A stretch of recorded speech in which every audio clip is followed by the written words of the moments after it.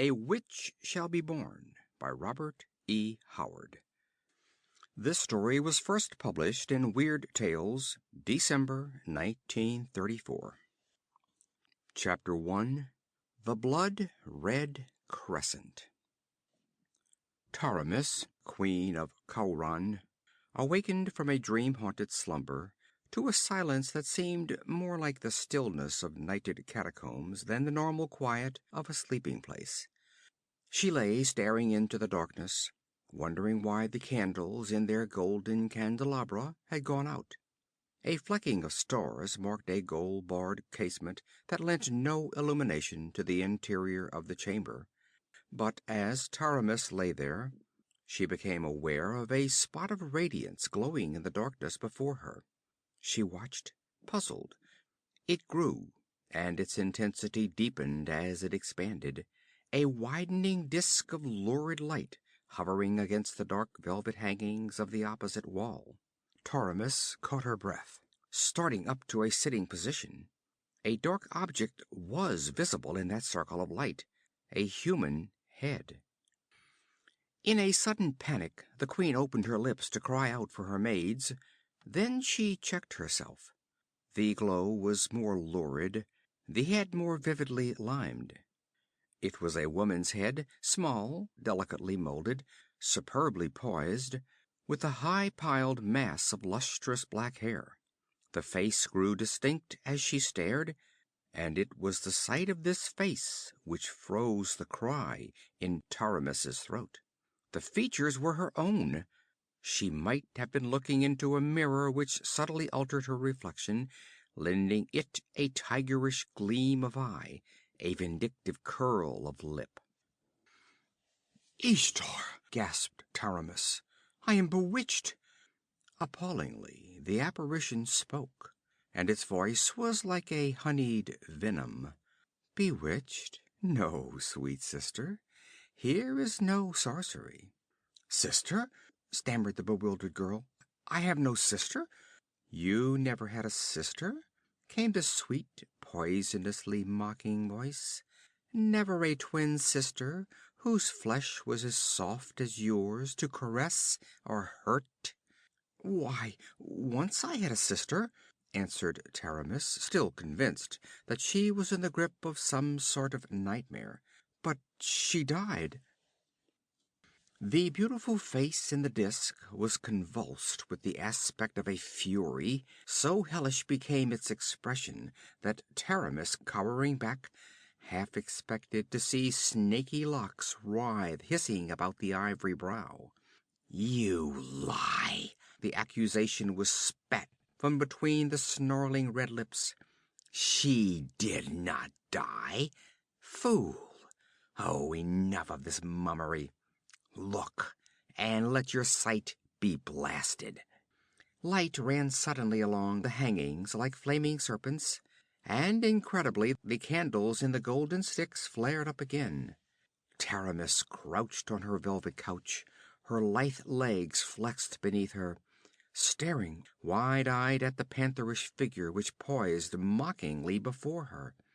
It was as if she gazed upon another Taramis, identical with herself in every contour of feature and limb, yet animated by an alien and evil personality. The face of this stranger waif reflected the opposite of every characteristic the countenance of the queen denoted.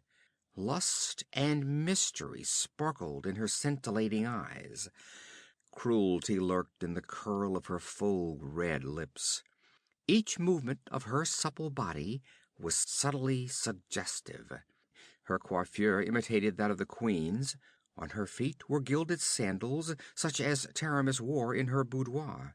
The sleeveless, low-necked silk tunic, girdled at the waist with a cloth of gold cincture, was a duplicate of the queen's night garment. "Who are you?" gasped Taramis, an icy chill she could not explain creeping along her spine. "Explain your presence before I call my ladies-in-waiting to summon the guard." "Scream until the roof beams crack," callously answered the stranger. "Your sluts will not wake till dawn, though the palace spring into flames about them. Your guardsmen will not hear your squeals. They have been sent out of this wing of the palace." "What!" exclaimed Taramis, stiffening with outraged majesty. "Who dared give my guardsmen such a command?" "I did, sweet sister," sneered the other girl. "A little while ago, before I entered. They thought it was their darling, adored queen. Ha! How beautifully I acted the part! With what imperious dignity, softened by womanly sweetness, did I address the great louts who knelt in their armor and plumed helmets." Taramis felt as if a stifling net of bewilderment were being drawn about her. "Who are you?" she cried desperately. "What madness is this? Why do you come here?" "Who am I?" There was the spite of a she-cobra's hiss in the soft response. The girl stepped to the edge of the couch, grasped the queen's white shoulders with fierce fingers, and bent to glare full into the startled eyes of Taramis. And under the spell of that hypnotic glare, the queen forgot to resent the unprecedented outrage of violent hands laid on regal flesh. "Fool!" gritted the girl between her teeth. "Can you ask? Can you wonder? I am Salome." "Salome?" Taramis breathed the word, and the hairs prickled on her scalp as she realized the incredible, numbing truth of the statement. "I thought you died within the hour of your birth," she said feebly. "So thought many," answered the woman who called herself Salome. "They carried me into the desert to die, damn them! I, a mewing, puling babe whose life was so young it was scarcely the flicker of a candle. And do you know why they bore me forth to die?" "I have heard the story," faltered Taramis. Salome laughed fiercely and slapped her bosom. The low-necked tunic left the upper parts of her firm breasts bare, and between them there shone a curious mark, a crescent red as blood. "The mark of the witch!" cried Taramis, recoiling. "Aye." Salome's laughter was dagger-edged with hate. "The curse of the kings of Khauran. Aye, they tell the tale in the marketplaces, with wagging beards and rolling eyes, the pious fools. They tell how the first queen of our line had traffic with a fiend of darkness, and bore him a daughter who lives in foul legendry to this day. And thereafter in each century a girl baby was born into the Oscuran dynasty, with a scarlet half moon between her breasts that signify her destiny. Every century a witch shall be born. So ran the ancient curse, and so it has come to pass. Some were slain at birth, as they sought to slay me. Some walked the earth as witches, proud daughters of Khauran, with the moon of hell burning upon their ivory bosoms. Each was named Salome. I, too, am Salome. It was always Salome the witch. It will always be Salome the witch. Even when the mountains of ice have roared down from the pole and ground the civilizations to ruin, and a new world has risen from the ashes and dust, even then there shall be Salomes to walk the earth, to trap men's hearts by their sorcery, to dance before the kings of the world, to see the heads of the wise men fall at their pleasure. But you," stammered Taramis. "I?" The scintillating eyes burned like dark fires of mystery. "They carried me into the desert, far from the city, and laid me naked on the hot sand under the flaming sun. And then they rode away and left me for the jackals and the vultures and the desert wolves. But the life in me was stronger than the life in common folk. for it partakes of the essence of the forces that seethe in the black gulfs beyond mortal ken.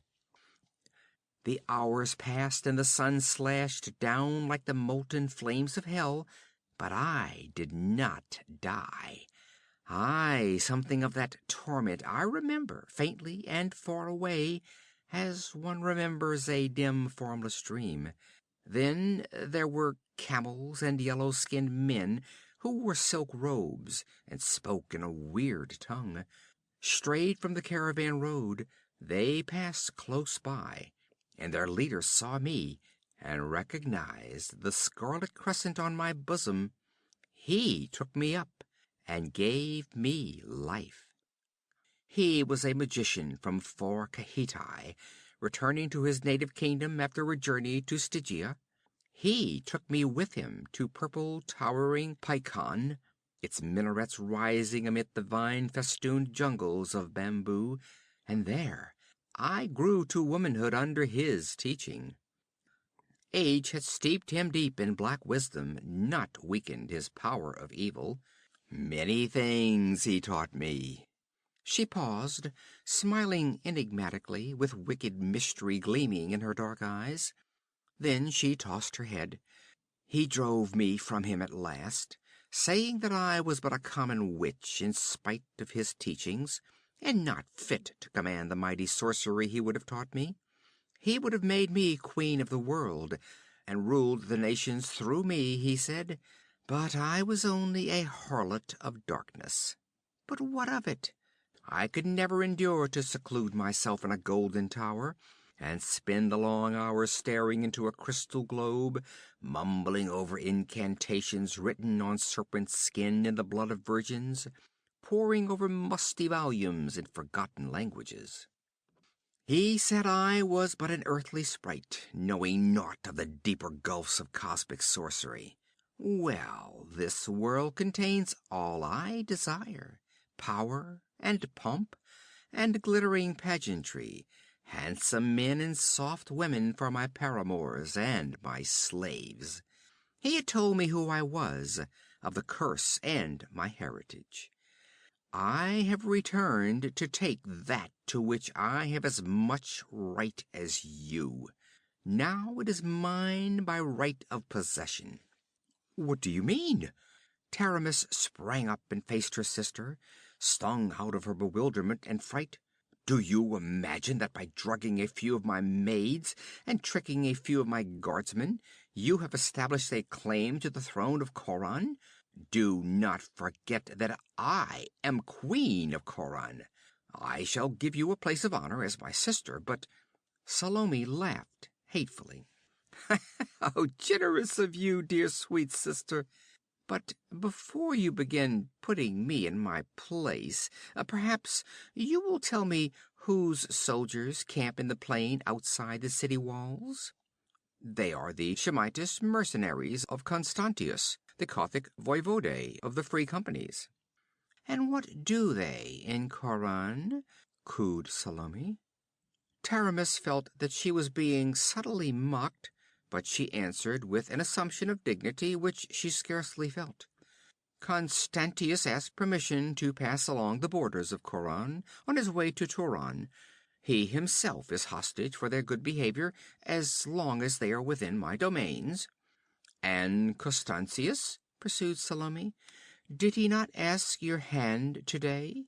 Taramis shot her a clouded glance of suspicion. How did you know that? An insolent shrug of the slim, naked shoulders was the only reply. You refused, dear sister? Certainly I refused, exclaimed Taramis angrily. Do you, an Askurian princess yourself, suppose that the Queen of Khauran would treat such a proposal with anything but disdain? Wed a bloody-handed adventurer, a man exiled from his own kingdom because of his crimes, and the leader of organized plunderers and hired murderers? I should never have allowed him to bring his black-bearded slayers into Khauran, but he is virtually a prisoner in the South Tower, guarded by my soldiers. Tomorrow I shall bid him order his troops to leave the kingdom. He himself shall be kept captive until they are over the border. Meantime, my soldiers man the walls of the city, and I have warned him that he will answer for any outrages perpetrated on the villagers or shepherds by his mercenaries." "He is confined in the South Tower?" asked Salome. "That is what I said. Why do you ask?" For answer, Salome clapped her hands and, lifting her voice, with a gurgle of cruel mirth in it, called, "The queen grants you an audience, Falcon." A gold arabesqued door opened, and a tall figure entered the chamber, at the sight of which Taramis cried out in amazement and anger, "Constantius, you dare enter my chamber?" "As you see, your majesty." He bent his dark, hawk-like head in mock humility. Constantius, whom men called Falcon, was tall, broad-shouldered, slim-waisted, lithe and strong as pliant steel. He was handsome in an aquiline, ruthless way. His face was burnt dark by the sun, and his hair, which grew far back from his high, narrow forehead, was black as a raven. His dark eyes were penetrating and alert, the hardness of his thin lips not softened by his thin black mustache. His boots were of Cordovan leather, his hose and doublet of plain dark silk, tarnished with the wear of the camps and the stains of armor rust. Twisting his mustache, he let his gaze travel up and down the shrinking queen with an effrontery that made her wince. "By Ishtar, Taramis," he said silkily, "I find you more alluring in this night tunic than in your queenly robes. Truly, this is an auspicious night." Fear grew in the queen's dark eyes. She was no fool. She knew that Constantius would never dare this outrage unless he was sure of himself. "You are mad," she said. "If I am in your power in this chamber, you are no less in the power of my subjects, who will rend you to pieces if you touch me. Go at once, if you would live." Both laughed mockingly, and Salome made an impatient gesture. "Enough of this farce. Let us on to the next act of this comedy. Listen, dear sister. It was I who sent Constantius here. When I decided to take the throne of Khauran, I cast about for a man to aid me, and chose the Falcon, because of his utter lack of all characteristics men call good." "I am overwhelmed, princess," murmured Constantius sardonically, with a profound bow. "I sent him to Khauran, and once his men were camped in the plains outside, and he was in the palace, I entered the city by that small gate in the west wall. The fools guarding it thought it was you returning from some nocturnal adventure." "You hellcat!" Taramis's cheeks flamed, and her resentment got the better of her regal reserve. Salome smiled hardly. They were properly surprised and shocked, but admitted me without question. I entered the palace the same way and gave the order to the surprised guards that sent them marching away, as well as the men who guarded Constantius in the South Tower. Then I came here, attending to the ladies in waiting on the way." Taramis's fingers clenched and she paled. "Well, what next?" she asked in a shaky voice. "Listen." Salome inclined her head. Faintly through the casement there came the clank of marching men in armor. Gruff voices shouted in an alien tongue, and cries of alarm mingled with the shouts. "The people awaken and grow fearful," said Constantius sardonically. "You had better go and reassure them, Salome." "Call me Taramis," answered Salome. "We must become accustomed to it." "What have you done?" cried Taramis. "What have you done?" "I have gone to the gates and ordered the soldiers to open them," answered Salome. "They were astounded, but they obeyed. That is the Falcon's army you hear marching into the city." "You devil!" cried Taramis. "You have betrayed my people in my guise. You have made me seem a traitor. Oh, I shall go to them." With a cruel laugh, Salome caught her wrist and jerked her back.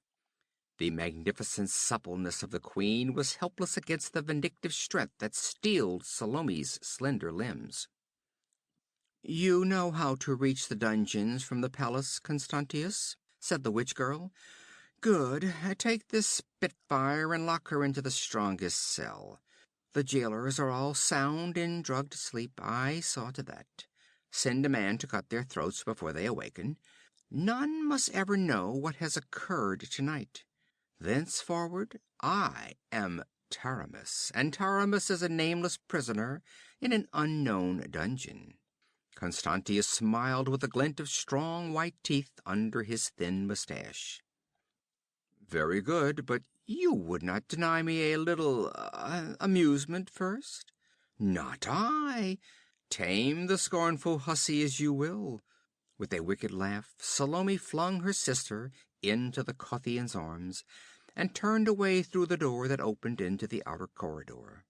Fright widened Taramis's lovely eyes, her supple figure rigid and straining against Constantius's embrace. She forgot the men marching in the streets, forgot the outrage to her queenship in the face of the menace to her womanhood. She forgot all sensation but terror and shame as she faced the complete cynicism of Constantius's burning, mocking eyes, felt his hard arms crushing her writhing body. Salome, hurrying along the corridor outside, smiled spitefully as a scream of despair and agony rang shuddering through the palace. End of chapter 1.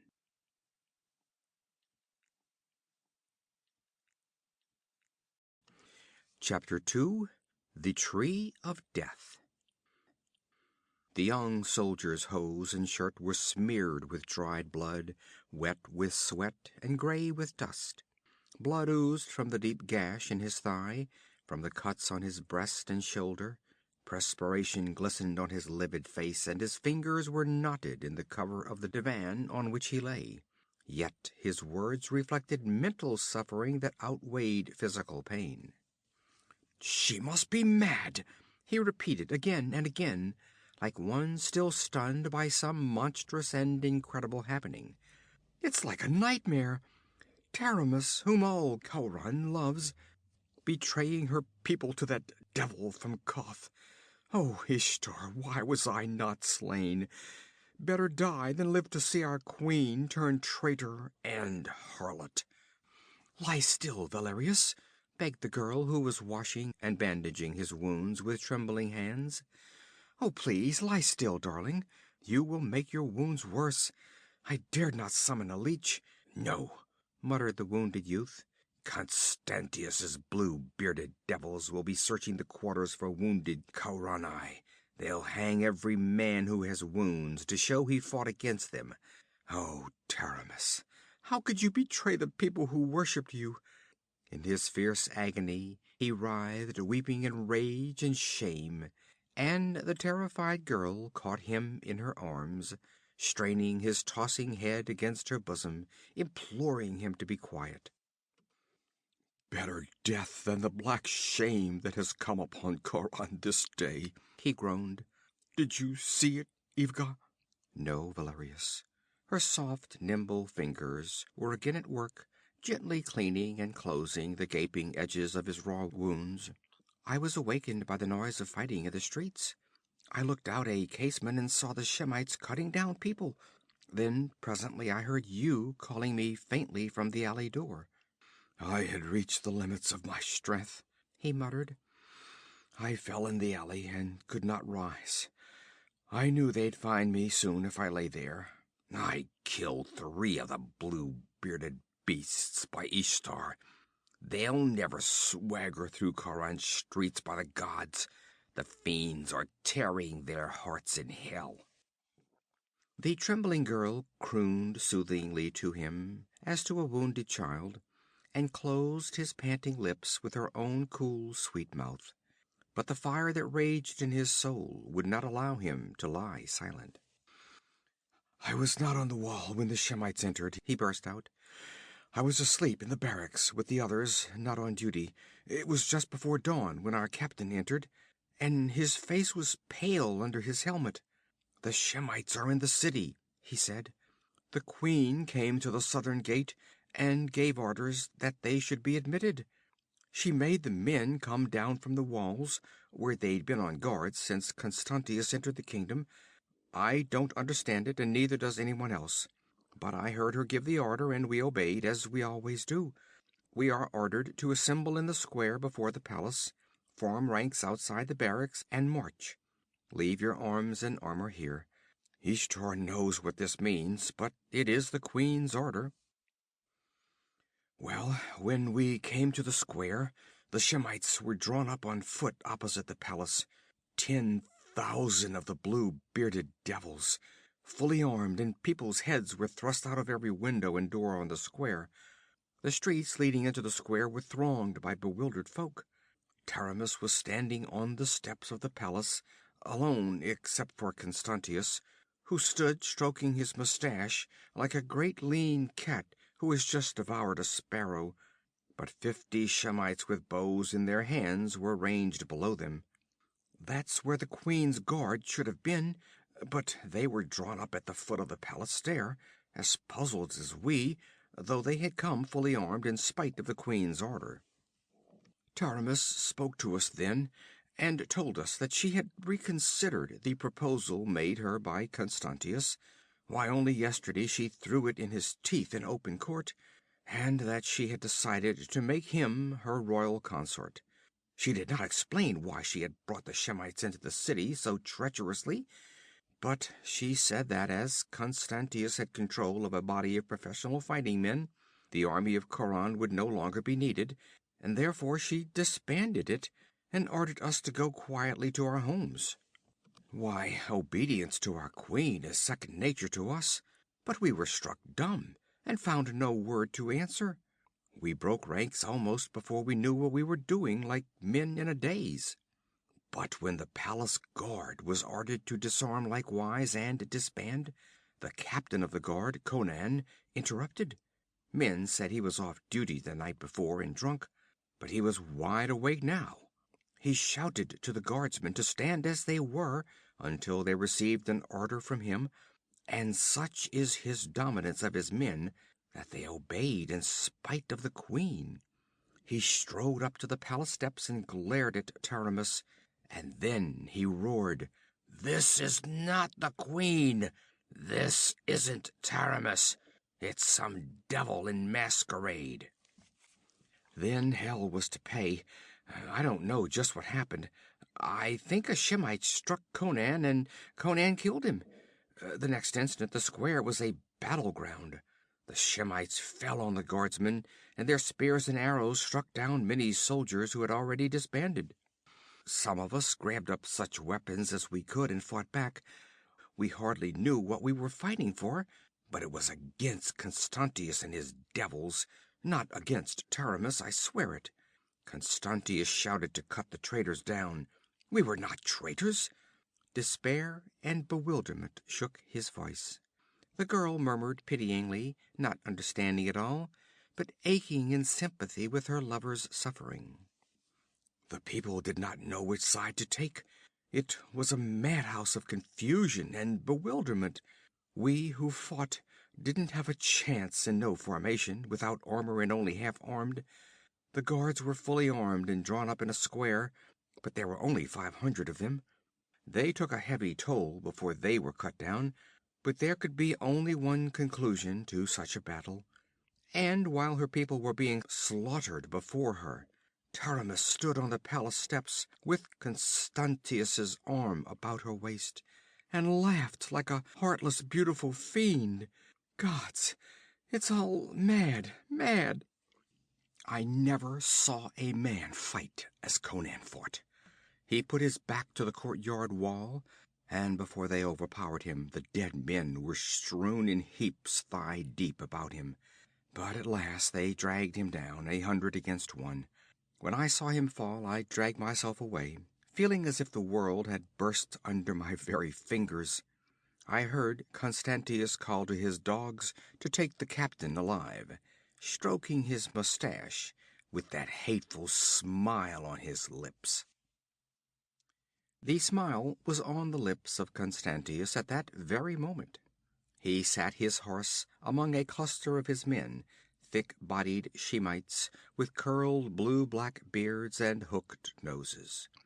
The low-swinging sun struck glints from their peaked helmets and the silvered scales of their corselets. Nearly a mile behind, the walls and towers of Khauran rose sheer out of the meadowlands. By the side of the caravan road a heavy cross had been planted, and on this grim tree a man hung, nailed there by iron spikes through his hands and feet. Naked but for a loincloth, the man was almost a giant in stature, and his muscles stood out in thick corded ridges on limbs and body, which the sun had long ago burned brown. The perspiration of agony beaded his face and his mighty breast, but from under the tangled black mane that fell over his low, broad forehead, his blue eyes blazed with an unquenched fire. Blood oozed sluggishly from the lacerations in his hands and feet. Constantius saluted him mockingly.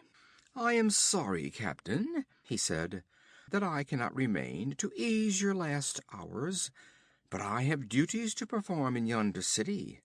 I must not keep your delicious queen waiting." He laughed softly.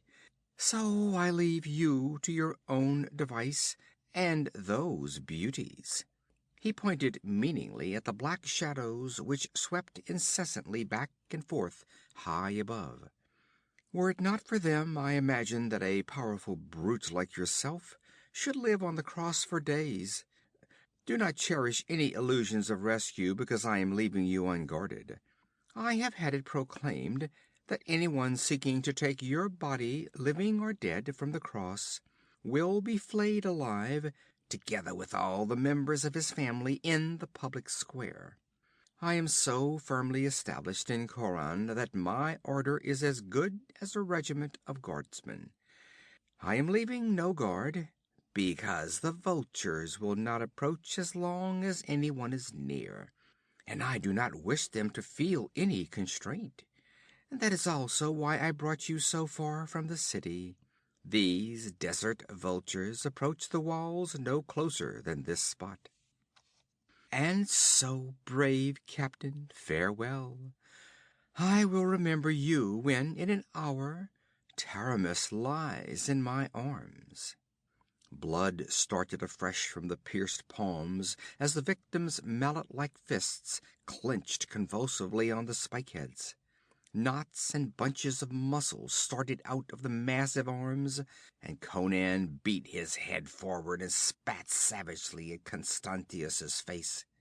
The voivode laughed coldly, wiped the saliva from his gorget, and reined his horse about. "Remember me when the vultures are tearing at your living flesh," he called mockingly. "The desert scavengers are a particularly voracious breed. I have seen men hang for hours on a cross, eyeless, earless, and scalpless, before the sharp beaks had eaten their way into their vitals." Without a backward glance he rode toward the city, a supple, erect figure gleaming in his burnished armor, his stolid, bearded henchman jogging beside him. A faint rising of dust from the worn trail marked their passing. The man hanging on the cross was the one touch of sentient life in a landscape that seemed desolate and deserted in the late evening. Khauran, less than a mile away, might have been on the other side of the world and existing in another age. Shaking the sweat out of his eyes, Conan stared blankly at the familiar terrain. On either side of the city and beyond it stretched the fertile meadowlands, with cattle browsing in the distance where fields and vineyards checkered the plain. The western and northern horizons were dotted with villages, miniature in the distance. A lesser distance to the southeast, a silvery gleam marked the course of a river, and beyond that river sandy desert began abruptly to stretch away and away beyond the horizon. Conan stared at that expanse of empty waste shimmering tawnily in the late sunlight as a trapped hawk stares at the open sky. A revulsion shook him when he glanced at the gleaming towers of Khauran. The city had betrayed him, trapped him into circumstances that left him hanging to a wooden cross like a hare nailed to a tree. A lust for vengeance swept away the thought. Curses ebbed fitfully from the man's lips. All his universe contracted, focused, became incorporated in the 4 iron spikes that held him from life and freedom. His great muscles quivered, knotting like iron cables. With the sweat starting out of his graying skin, he sought to gain leverage to tear the nails from the wood. It was useless. They had been driven deep. Then he tried to tear his hands off the spikes, and it was not the knifing, abysmal agony that finally caused him to cease his efforts, but the futility of it. The spike heads were broad and heavy. He could not drag them through the wounds. A surge of helplessness shook the giant for the first time in his life. He hung motionless, his head resting on his breast, shutting his eyes against the aching glare of the sun. A beat of wings caused him to look, just as a feathered shadow shot down out of the sky. A keen beak, stabbing at his eyes, cut his cheek, and he jerked his head aside, shutting his eyes involuntarily. He shouted, a croaking, desperate shout of menace, and the vultures swerved away and retreated, frightened by the sound. They resumed their wary circling above his head. Blood trickled over Conan's mouth, and he licked his lips involuntarily, spat at the salty taste. Thirst assailed him savagely. He had drunk deeply of wine the night before, and no water had touched his lips since the battle in the square that dawn. And killing was thirsty, salt, sweaty work. He glared at the distant river as a man in hell glares through the opened grill. He thought of gushing freshlets of white water he had breasted, laved to the shoulders in liquid jade. He remembered great horns of foaming ale, jacks of sparkling wine gulped carelessly or spilled on the tavern floor. He bit his lip to keep from bellowing in intolerable anguish as a tortured animal bellows. The sun sank, a lurid ball in a fiery sea of blood.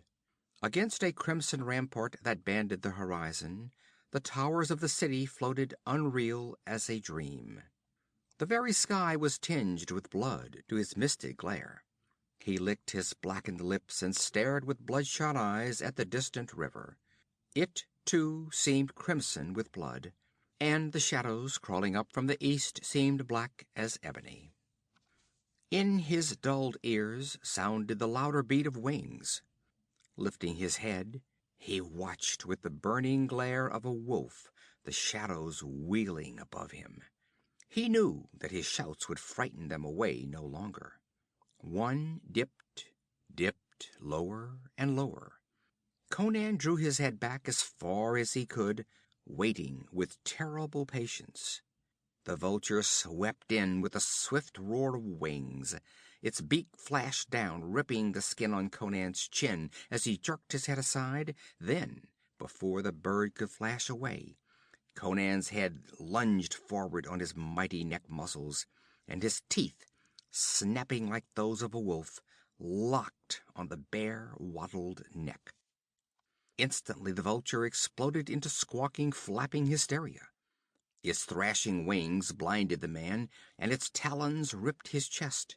But grimly he hung on, the muscles starting out in lumps on his jaws, and the scavenger's neckbones crunched between those powerful teeth.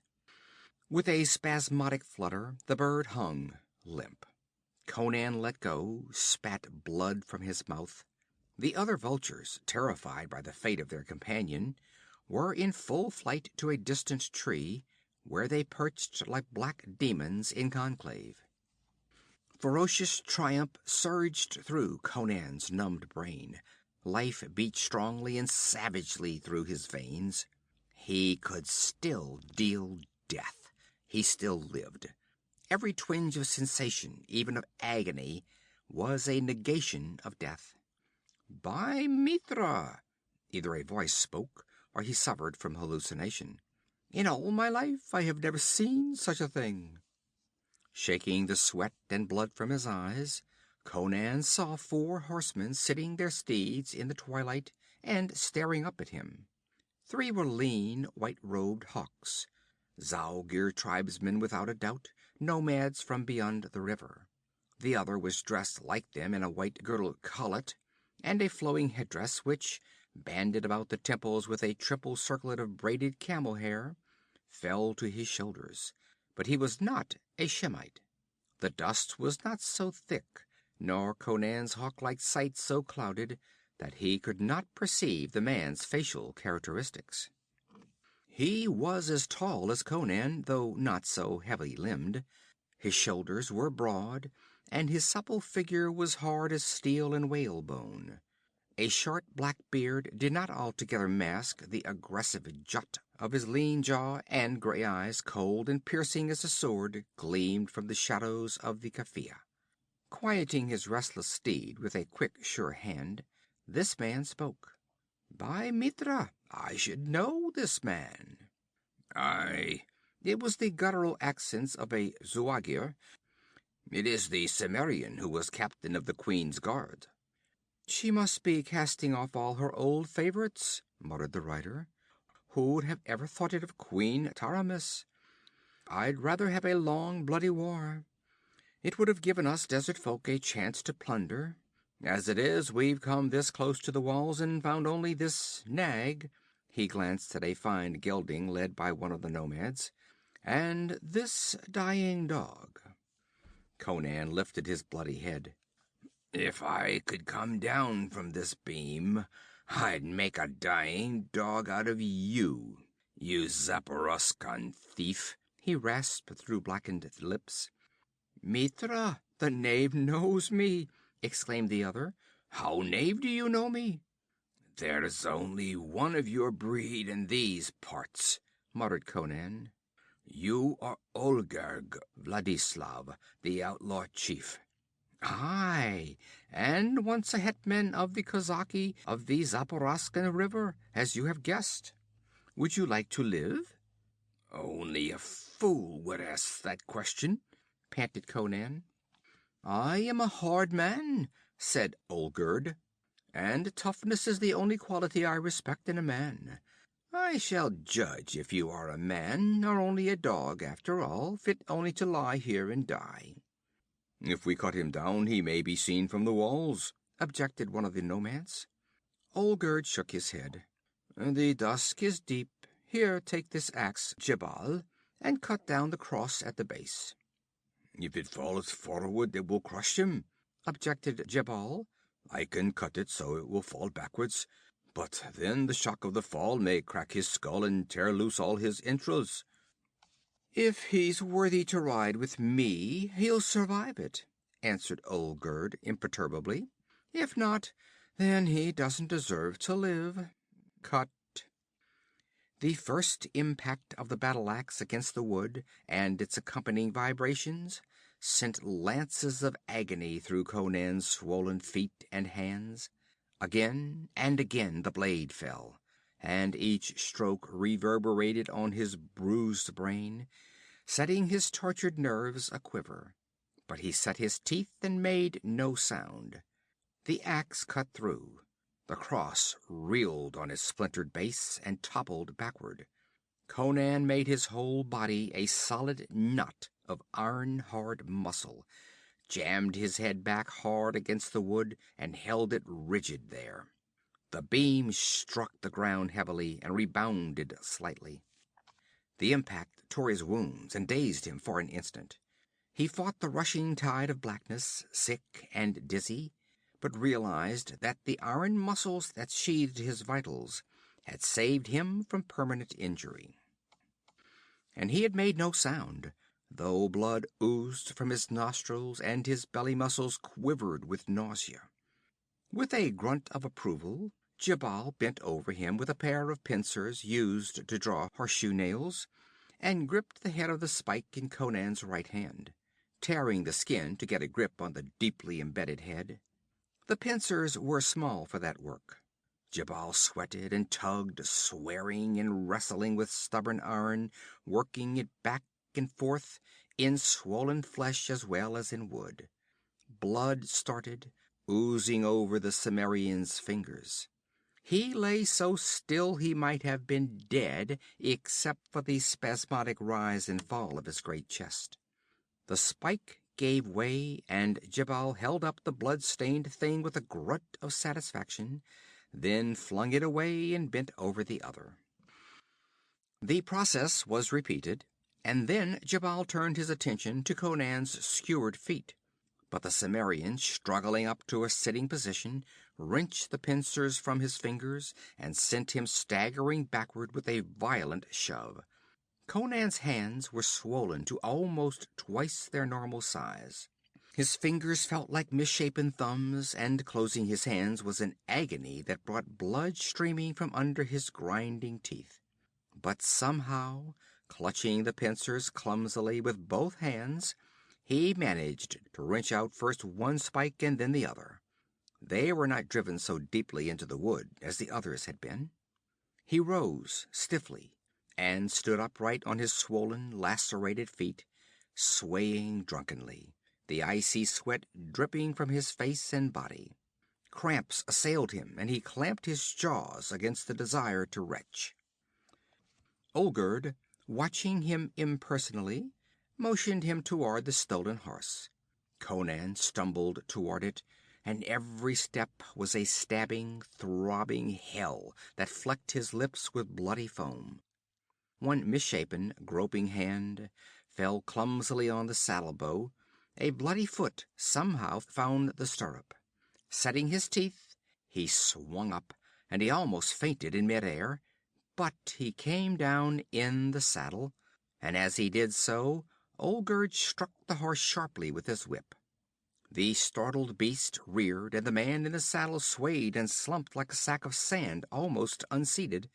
Conan had wrapped a rein about each hand, holding it in place with a clamping thumb. Drunkenly, he exerted the strength of his knotted biceps, wrenching the horse down. It screamed, its jaw almost dislocated.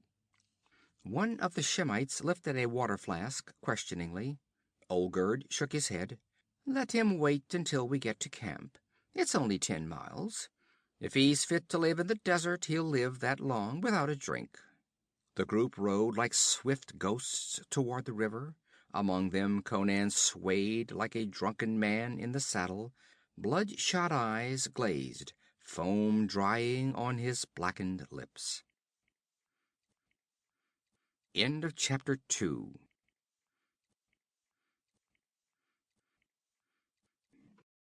Chapter 3. A Letter to Nemedia. The savant Astræus, traveling in the East in his never-tiring search for knowledge, wrote a letter to his friend and fellow philosopher Alcimedes in his native Nemedia, which constitutes the entire knowledge of the Western nations concerning the events of that period in the East, always a hazy, half-mythical region in the minds of the Western folk. Astræus wrote in part: "You can scarcely conceive, my dear old friend, of the conditions now existing in this tiny kingdom since Queen Taramis admitted Constantius and his mercenaries, an event which I briefly described in my last hurried letter.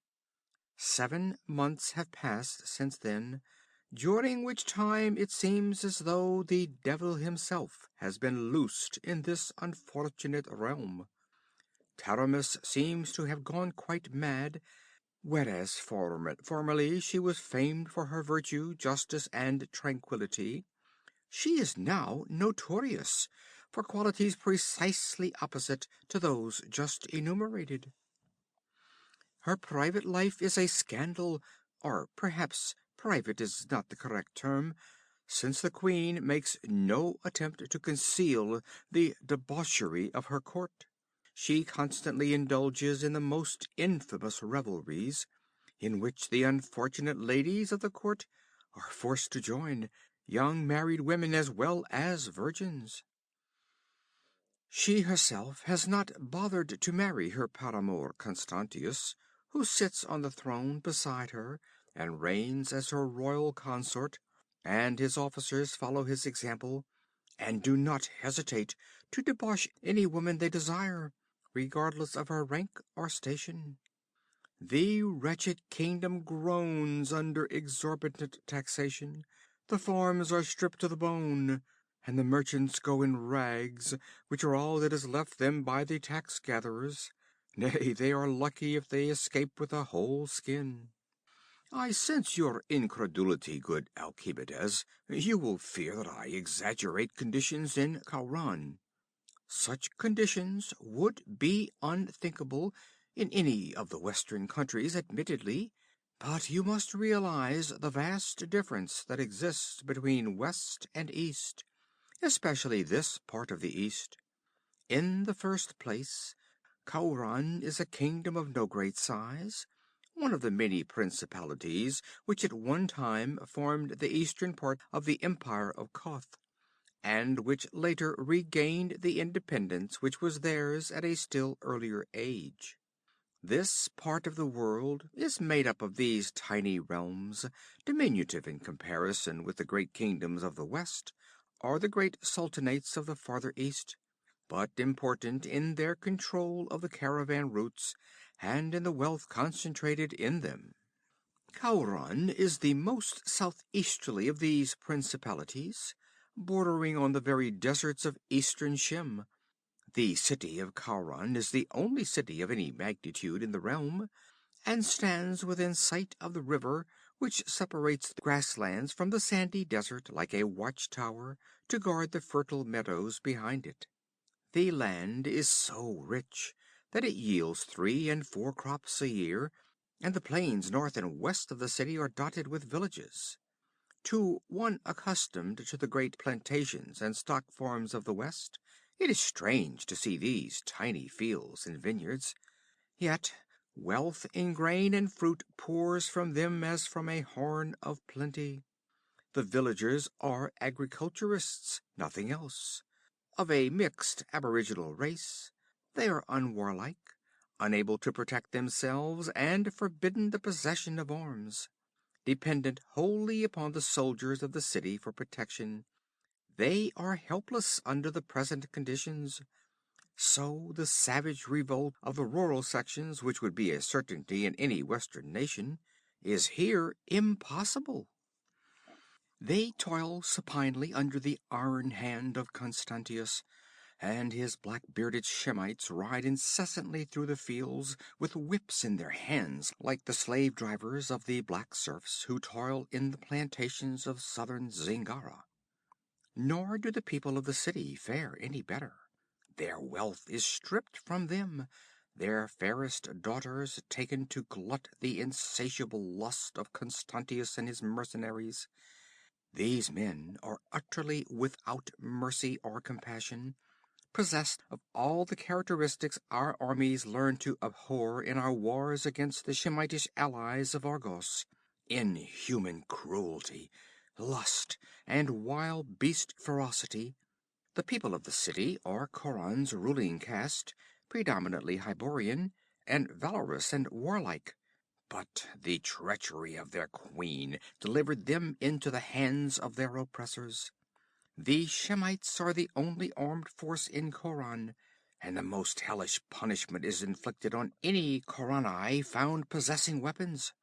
A systematic persecution to destroy the young Khaurani men able to bear arms has been savagely pursued. Many have ruthlessly been slaughtered, others sold as slaves to the Turanians. Thousands have fled the kingdom, and either entered the service of other rulers or become outlaws, lurking in numerous bands along the borders. At present there is some possibility of invasion from the desert, which is inhabited by tribes of Shemitish nomads. The mercenaries of Constantius are men from the Shemitish cities of the west, Pelishtim Anakim or Karim, and are ardently hated by the Zuagirs and other wandering tribes. As you know, good Alcimides, the countries of these barbarians are divided into the western meadowlands, which stretch to the distant ocean, and in which rise the cities of the town dwellers, and the eastern deserts, where the lean nomads hold sway. There is incessant warfare between the dwellers of the cities and the dwellers of the desert. The Zuagirs have fought with and raided Khauran for centuries without success, but they resent its conquest of their western kin. It is rumored that their natural antagonism is being fomented by the man who was formerly the captain of the Queen's Guard, and who, somehow escaping the hate of Constantius, who actually had him upon the cross, fled to the nomads. He is called Conan, and is himself a barbarian, one of those gloomy Cimmerians whose ferocity our soldiers have more than once learned to their bitter cost.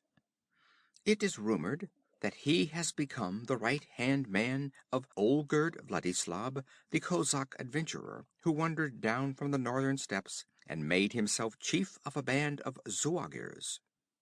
There are also rumors that this band has increased vastly in the last few months, and that Olgerd, incited no doubt by this Cimmerian, is even considering a raid on Khauran. It cannot be anything more than a raid, as the Zuagirs are without siege machines or the knowledge of investing a city, and it has been proven repeatedly in the past that the nomads in their loose formation, or rather lack of formation, are no match in hand-to-hand fighting for the well-disciplined, fully armed warriors of the Shemitish cities. The natives of Khauran would perhaps welcome this conquest, since the nomads could deal with them no more harshly than their present masters, and even total extermination would be preferable to the suffering they have to endure. But they are so cowed and helpless that they could give no aid to the invaders. Their plight is most wretched. Taramis, apparently possessed of a demon, stops at nothing. She has abolished the worship of Ishtar and turned the temple into a shrine of idolatry. She has destroyed the ivory image of the goddess which these Eastern Hyborians worship, and which, inferior as it is to the true religion of Mithra, which we Western nations recognize, is still superior to the devil worship of the Shemites, and filled the temple of Ishtar with obscene images of every imaginable sort, gods and goddesses of the night, portrayed in all the salacious and perverse poses, and with all the revolting characteristics that a degenerate brain could conceive. Many of these images are to be identified as foul deities of the Shemites, the Turanians, the Venhaians, and the Khitans, but others are reminiscent of a hideous and half-remembered antiquity, vile shapes, forgotten except in the most obscure legends. Where the queen gained the knowledge of them, I dare not even hazard a guess.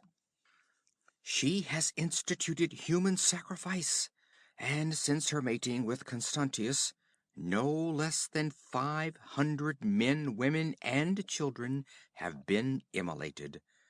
Some of these have died on the altar she has set up in the temple, herself wielding the sacrificial dagger, but most have met a more horrible doom. Taramis has placed some sort of monster in a crypt in the temple. What it is and whence it came, none knows, but shortly after she had crushed the desperate revolt of her soldiers against Constantius, she spent a night alone in the desecrated temple, alone except for a dozen bound captives, and the shuddering people saw thick, foul-smelling smoke curling up from the dome, heard all night the frenetic chanting of the queen, and the agonized cries of her tortured captives, and toward dawn another voice mingled with these sounds. a strident, inhuman croaking that froze the blood of all who heard. In the full dawn, Taramis reeled drunkenly from the temple, her eyes blazing with demoniac triumph. The captives were never seen again, nor the croaking voice heard. But there is a room in the temple into which no one ever goes but the queen, driving a human sacrifice before her, and this victim is never seen again. All know that in that grim chamber lurks some monster from the black night of ages, which devours the shrieking humans Taramis delivers up to it. I can no longer think of her as a mortal woman, but as a rabid she-fiend, crouching in her blood-fouled lair amongst the bones and fragments of her victims, with taloned crimsoned fingers. That the gods allow her to pursue her awful course unchecked almost shakes my faith in divine justice. When I compare her present conduct with her deportment when I first came to Khauran 7 months ago, I am confused with bewilderment, and almost inclined to the belief held by many of the people that a demon has possessed the body of Taramis. A young soldier, Valerius, had another belief. He believed that a witch had assumed a form identical with that of Khauran's adored ruler.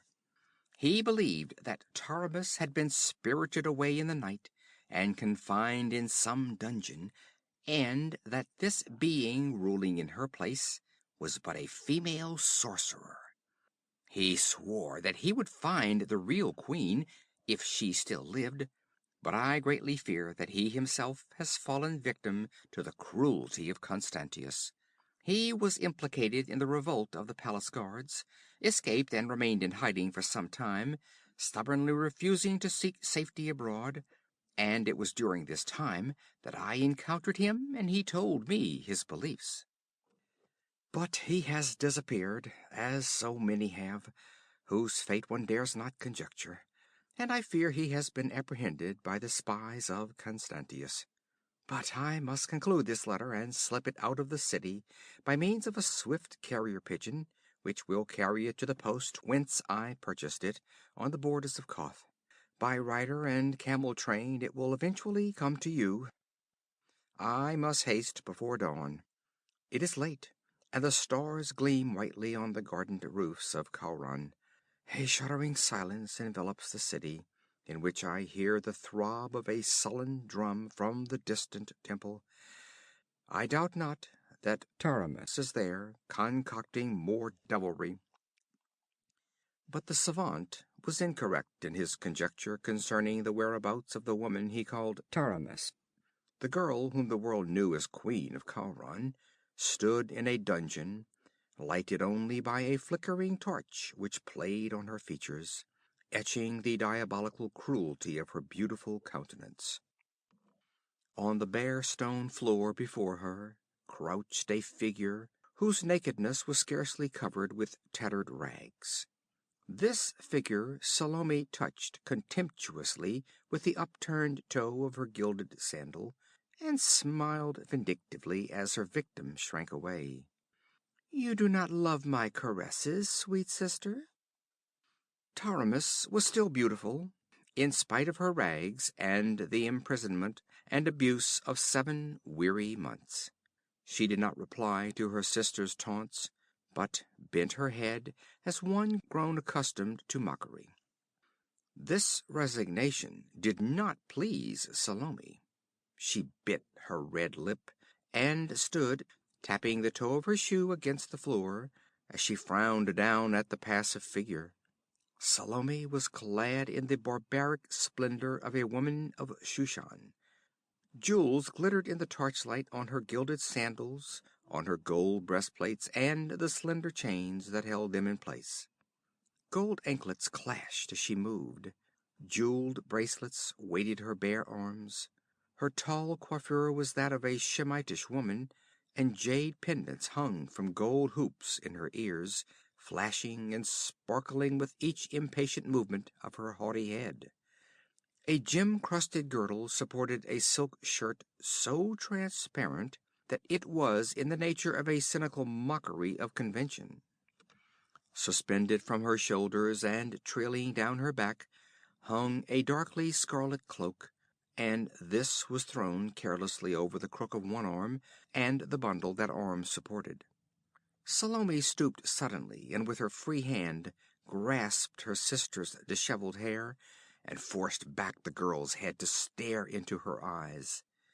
Taramis met that tigerish glare without flinching.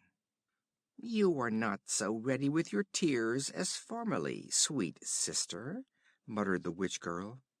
"You shall wring no more tears from me," answered Taramis. "Too often have you reveled in the spectacle of the Queen of Khauran sobbing for mercy on her knees. I know that you have spared me only to torment me. That is why you have limited your tortures to such torments as neither slay nor permanently disfigure. But I fear you no longer.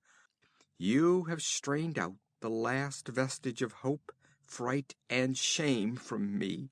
Slay me and be done with it, for I have shed my last tear for your enjoyment, you she-devil from hell." "You flatter yourself, my dear sister," purred Salome. "So far it is only your handsome body that I have caused to suffer, only your pride and self-esteem that I have crushed. You forget that, unlike myself, you are capable of mental torment. I have observed this when I have regaled you with narratives concerning the comedies I have enacted with some of your stupid subjects. But this time I have brought more vivid proof of these farces. Did you know that Krallides, your faithful counselor, had come skulking back from Turan and been captured?" Taramis turned pale. "What? What have you done to him?" For answer, Salome drew the mysterious bundle from under her cloak. She shook off the silken swathings and held it up. The head of a young man, the features frozen in a convulsion as if death had come in the midst of inhuman agony. Taramis cried out as if a blade had pierced her heart. "Oh, Ishtar! Krallides!" "Aye. He was seeking to stir up the people against me, poor fool, telling them that Conan spoke the truth when he said I was not Taramis. How would the people rise against the falcon's Shemites? With sticks and pebbles? Bah! Dogs are eating his headless body in the marketplace, and this foul carrion shall be cast into the sewer to rot." "How, sister?" She paused, smiling down at her victim.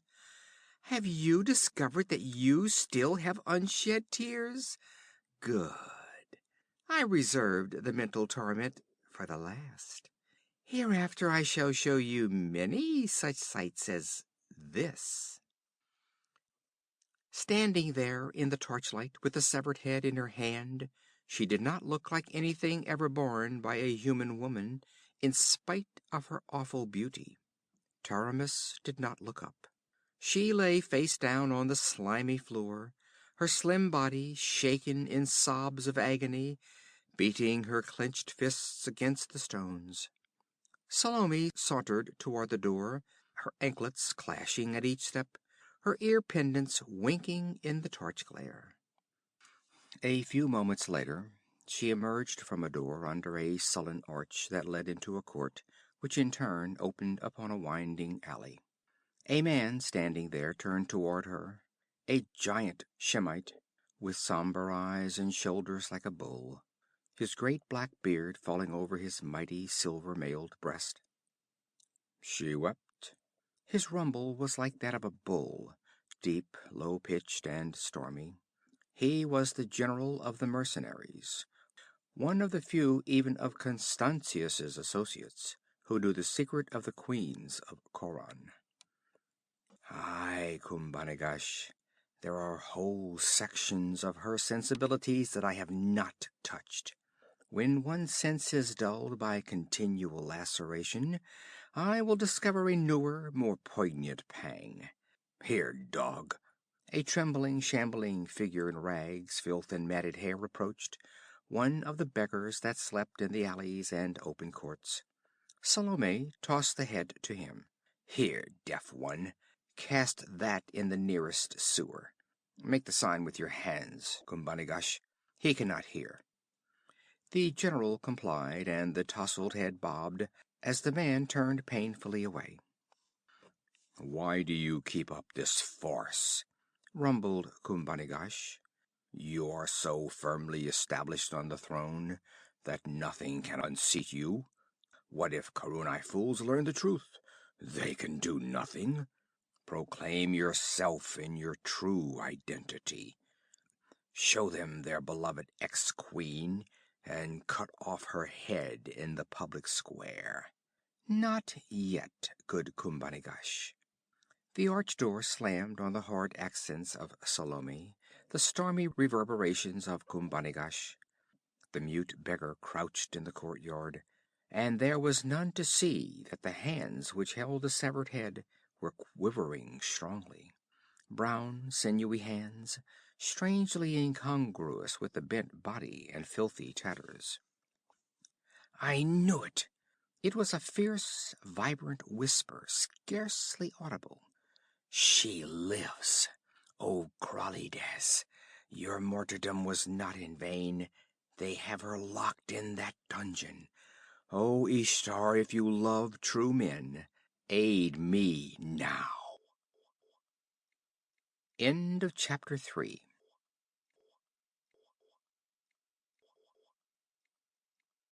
Chapter 4. Wolves of the Desert.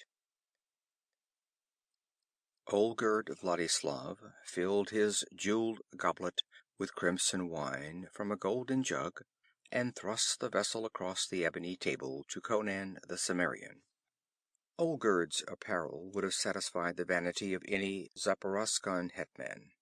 His khalat was of white silk, with pearls sewn on the bosom. Girdled at the waist with a Bakhuriot belt, its skirts were drawn back to reveal his wide silken breeches, tucked into short boots of soft green leather, adorned with gold thread. On his head was a green silk turban, wound about a spired helmet chased with gold. His only weapon was a broad curved turquoise knife in an ivory sheath girdled high on his left hip, Cossack fashion. Throwing himself back in his gilded chair with its carven eagles, Olgerd spread his booted legs before him and gulped down the sparkling wine noisily. To his splendor, the huge Cimmerian opposite him offered a strong contrast, with his square-cut black mane, brown scarred countenance, and burning blue eyes. He was clad in black mesh mail, and the only glitter about him was the broad gold buckle of the belt which supported his sword in its worn leather scabbard. They were alone in the silk-walled tent, which was hung with gilt-worked tapestries and littered with rich carpets and velvet cushions, the loot of the caravans. From outside came a low, incessant murmur, the sound that always accompanies a great throng of men, in camp or otherwise. An occasional gust of desert wind rattled the palm leaves. "Today in the shadow, tomorrow in the sun," quoth Olgerd, loosening his crimson girdle a trifle and reaching again for the wine jug. "That's the way of life. Once I was a hetman on the Zaporoska. Now I'm a desert chief. 7 months ago you were hanging on a cross outside Khauran. Now you're lieutenant to the most powerful raider between Turan and the western meadows.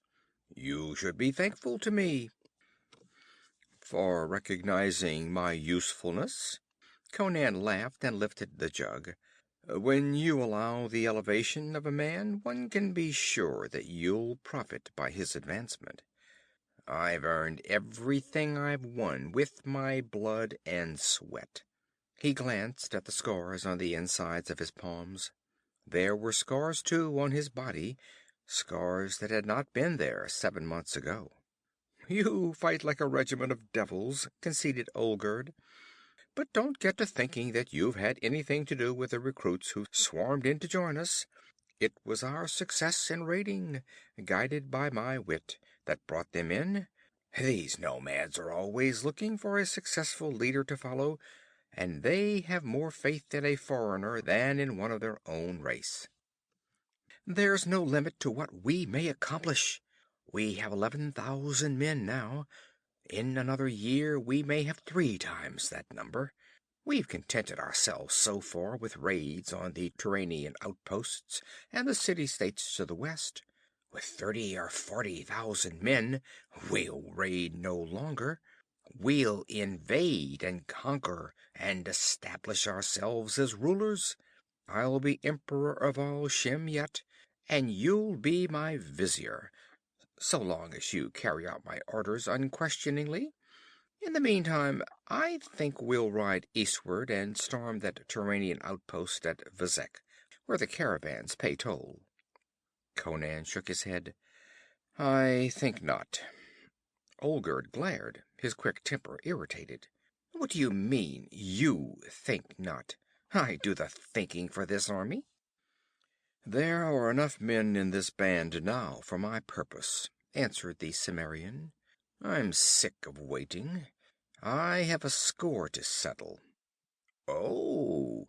Olgerd scowled and gulped wine, then grinned. Still thinking of that cross, eh? Well, I like a good hater, but that can wait. You told me once you'd aid me in taking Khauran, said Conan.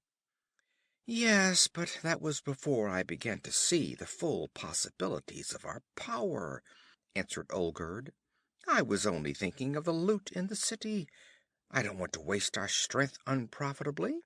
Khauran is too strong a nut for us to crack now. Maybe in a year, within the week, answered Conan, and the Kozak stared at the certainty in his voice. Listen, said Olgerd, even if I were willing to throw away men on such a harebrained attempt, what could you expect? Do you think these wolves would besiege and take a city like Khauran? There'll be no siege, answered the Cimmerian. I know how to draw Constantius out into the plain. And what then? Asked Olgerd with an oath. In the arrow play, our horsemen would have the worst of it, for the armor of the Ashuri is the better, and when it came to sword strokes, their close-marshaled ranks of trained swordsmen would cleave through our loose lines and scatter our men like chaff before the wind. Not if there were 3,000 desperate Hyborian horsemen fighting in a solid wedge, such as I could teach them, answered Conan. And where would you secure 3,000 Hyborians? Asked Olgerd with vast sarcasm. Will you conjure them out of the air? I have them, answered the Cimmerian imperturbably. 3,000 men of Khauran camp at the oasis of Akrel, awaiting my orders. What? Olgerd glared like a startled wolf. Aye, men who had fled from the tyranny of Constantius.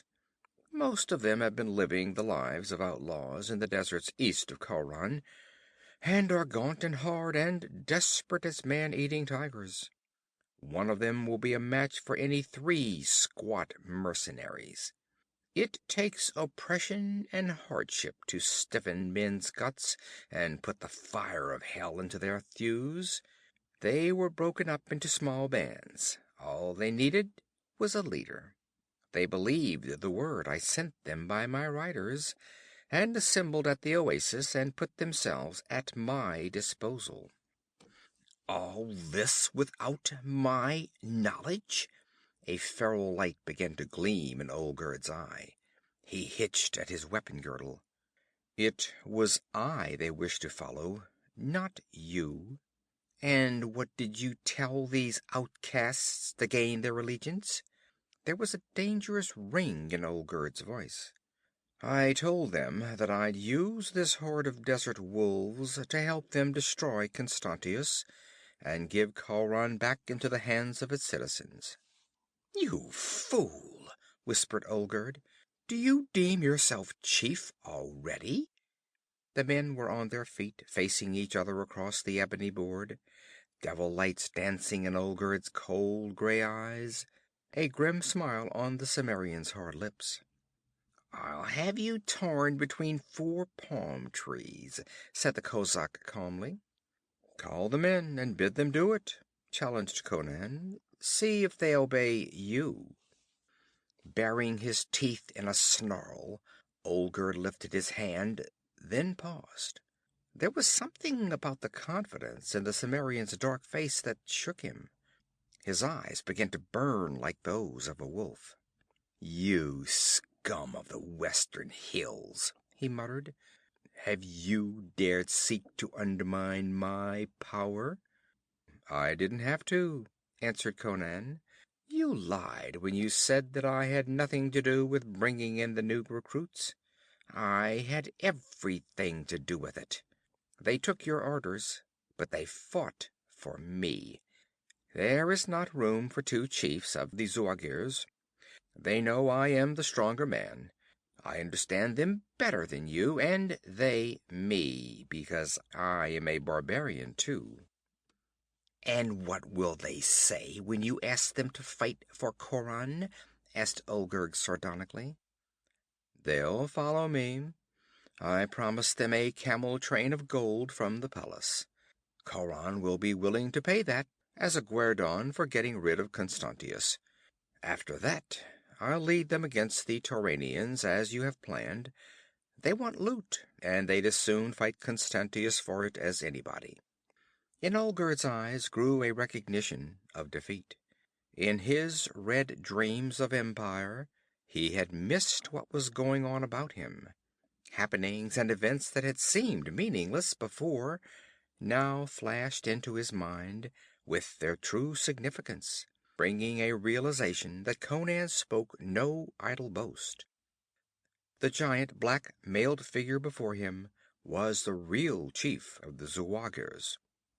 "Not if you die," murmured Olgerd, and his hand flickered toward his hilt.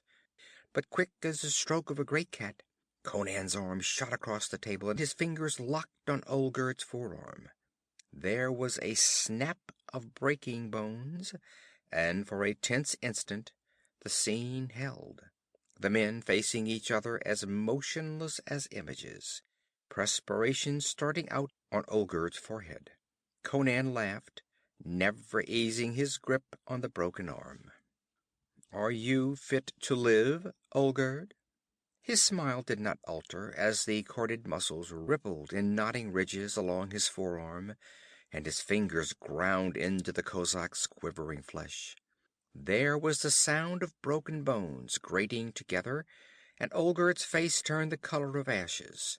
Blood oozed from his lip where his teeth sank, but he uttered no sound. With a laugh, Conan released him and drew back, and the kozak swayed, caught the table edge with his good hand to steady himself. "I give you life, Olgerd, as you gave it to me," said Conan tranquilly. "Though it was for your own ends that you took me down from the cross. It was a bitter test you gave me then. You couldn't have endured it. Neither could anyone but a Western barbarian. Take your horse and go. It's tied behind the tent, and food and water are in the saddlebags. None will see you going, but go quickly. There's no room for a fallen chief on the desert. If the warriors see you, maimed and deposed, they'll never let you leave the camp alive." Olgerd did not reply. Slowly, without a word, he turned and stalked across the tent, through the flapped opening. Unspeaking, he climbed into the saddle of the great white stallion that stood tethered there in the shade of a spreading palm tree, and, unspeaking, with his broken arm thrust in the bosom of his khalat, he reined the steed about and rode eastward into the open desert, out of the life of the people of the Zuagir. Inside the tent, Conan emptied the wine jug and smacked his lips with relish. Tossing the empty vessel into a corner, he braced his belt and strode out through the front opening, halting for a moment to let his gaze sweep over the lines of camel-hair tents that stretched before him, and the white-robed figures that moved among them, arguing, singing, mending bridles, or whetting tulwars. He lifted his voice in a thunder that carried to the farthest confines of the encampment.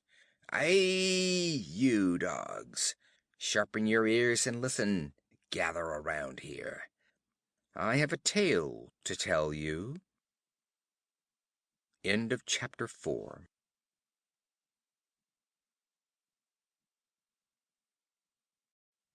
Chapter 5. The Voice from the Crystal. In a chamber in a tower near the city wall, a group of men listened attentively to the words of one of their number. They were young men, but hard and sinewy, with the bearing that comes only to men rendered desperate by adversity. They were clad in mail shirts and worn leather. Swords hung at their girdles. "I knew that Conan spoke the truth when he said it was not Taramis," the leader exclaimed. "For months I have haunted the outskirts of the palace, playing the part of a deaf beggar. At last I learned what I had believed, that our queen was a prisoner in the dungeons that adjoined the palace. I watched my opportunity and captured a Shemitish jailer, knocked him senseless as he left the courtyard late one night, dragged him into a cellar nearby, and questioned him. Before he died, he told me what I have just told you, and what we have suspected all along, that the woman ruling Khauran is a witch. Salome. Taramis, he said, is imprisoned in the lowest dungeon. This invasion of the Zuagirs gives us the opportunity we sought. What Conan means to do, I cannot say. Perhaps he merely wishes vengeance on Constantius. Perhaps he intends sacking the city and destroying it. He is a barbarian, and no one can understand their minds. But this is what we must do: rescue Taramis while the battle rages. Constantius will march out into the plain to give battle. Even now his men are mounting. He will do this because there is not sufficient food in the city to stand a siege. Conan burst out of the desert so suddenly that there was no time to bring in supplies, and the Cimmerian is equipped for a siege. Scouts have reported that the Zuagirs have siege engines, built undoubtedly according to the instructions of Conan, who learned all the arts of war among the western nations. Constantius does not desire a long siege, so he will march with his warriors into the plain, where he expects to scatter Conan's forces at one stroke. He will leave only a few hundred men in the city, and they will be on the walls and in the towers commanding the gates. The prison will be left all but unguarded. When we have freed Taramis, our next actions will depend upon circumstances. If Conan wins, we must show Taramis to the people and bid them rise. They will. Oh, they will. With their bare hands they are enough to overpower the Shemites left in the city and close the gates against both the mercenaries and the nomads. Neither must get within the walls. Then we will parley with Conan. He was always loyal to Taramis. If he knows the truth and she appeals to him, I believe he will spare the city. If, which is more probable, Constantius prevails and Conan is routed, we must steal out of the city with the queen and seek safety in flight. Is all this clear?" They replied with one voice. "Then let us loosen our blades and our scabbards, commend our souls to Ishtar, and start for the prison, for the mercenaries are already marching through the southern gate." This was true. The dawnlight glinted on peaked helmets, pouring in a steady stream through the broad arch, on the bright housings of the chargers. This would be a battle of horsemen, such as is possible only in the lands of the East. The riders flowed through the gates like a river of steel, somber figures in black and silver mail, with their curled beards and hooked noses, and their inexorable eyes in which glimmered the fatality of their race, the utter lack of doubt or of mercy. The streets and the walls were lined with throngs of people who watched silently these warriors of an alien race riding forth to defend their native city. There was no sound. Dully, expressionless, they watched. Those gaunt people in shabby garments, their caps in their hands. In a tower that overlooked the broad street that led to the southern gate, Salome lolled on a velvet couch, cynically watching Constantius as he settled his broad sword belt about his lean hips and drew on his gauntlets. They were alone in the chamber. Outside, the rhythmical clink of harness and shuffle of horses' hooves welled up through the gold-barred casements. "Before nightfall," quoth Constantius, giving a twirl to his thin mustache, "you'll have some captives to feed to your temple devil. Does it not grow weary of soft city-bred flesh? Perhaps it would relish the harder thews of a desert man." "Take care you do not fall prey to a fiercer beast than Thaug," warned the girl. "Do not forget who it is that leads these desert animals." "I am not likely to forget," he answered. "That is one reason why I am advancing to meet him. The dog has fought in the west and knows the art of siege. My scouts had some trouble in approaching his columns, for his outriders have eyes like hawks, but they did get close enough to see the engines he is dragging on ox-cart wheels drawn by camels. Catapults, rams, ballistas, mangonels, by Ishtar. He must have had 10,000 men working day and night for a month.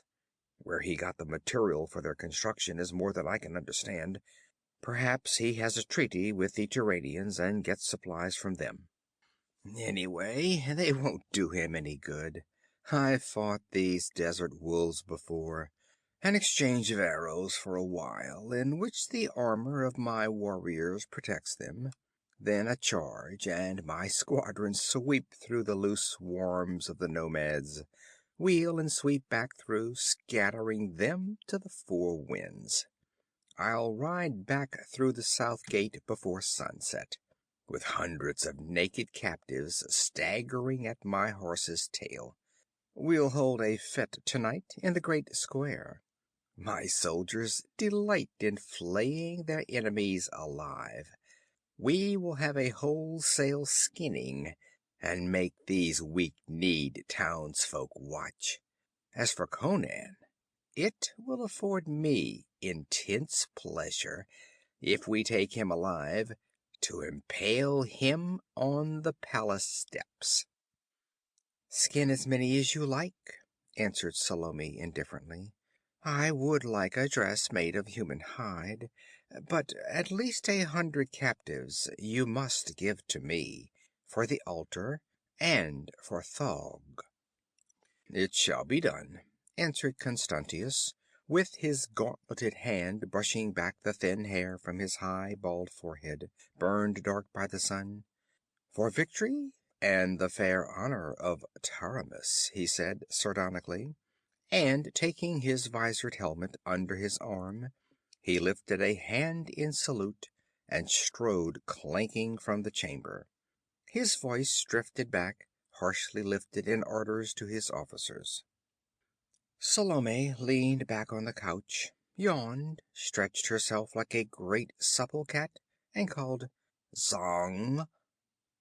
A cat-footed priest, with features like yellowed parchment stretched over a skull, entered noiselessly. Salome turned to an ivory pedestal on which stood two crystal globes, and taking from it the smaller, she handed the glistening sphere to the priest. "Ride with Constantius," she said. "Give me the news of the battle. Go." The skull-faced man bowed low, and hiding the globe under his dark mantle, hurried from the chamber.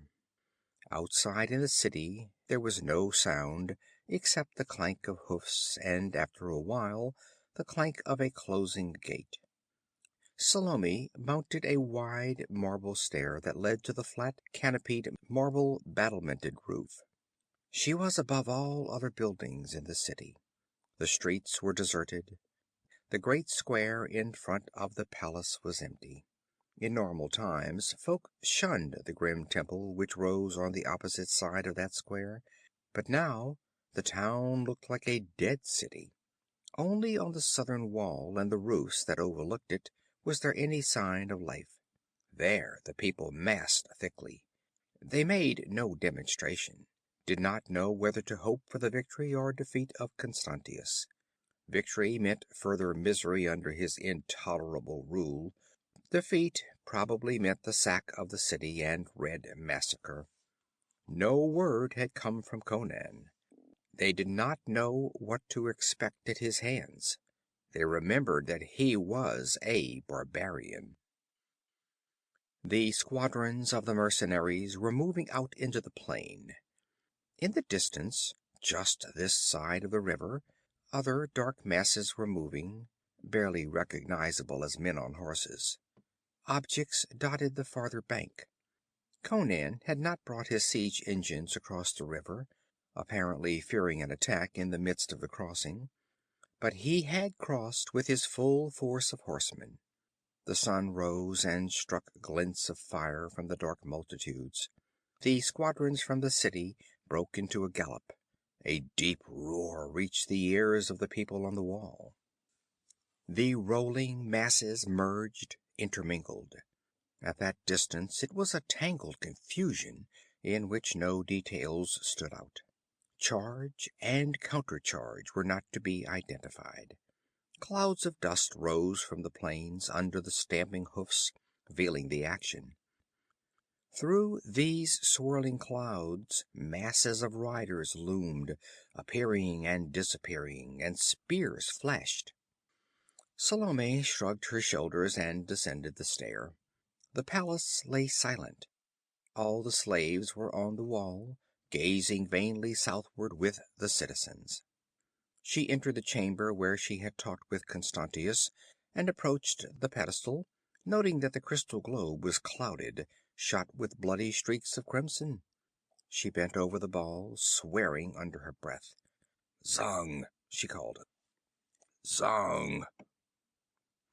Mists swirled in the sphere, resolving themselves into billowing dust clouds, through which black figures rushed unrecognizably. Steel glinted like lightning in the murk. Then the face of Zang leaped into startling distinctness. It was as if the wide eyes gazed up at Salome. Blood trickled from a gash in the skull-like head. The skin was gray with sweat-runneled dust. The lips parted, writhing.